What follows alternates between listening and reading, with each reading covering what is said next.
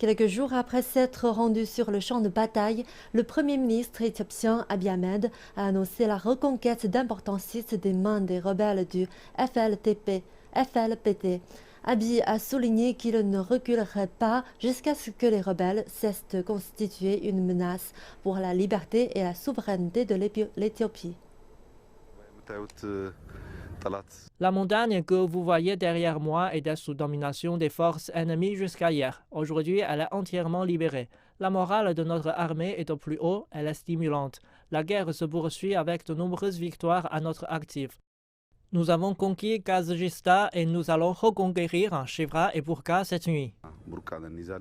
Quelques jours plus tôt, le Premier ministre d'Éthiopie avait annoncé qu'il prendrait la tête du front de guerre pour diriger la guerre contre le FLPT à partir de cette position.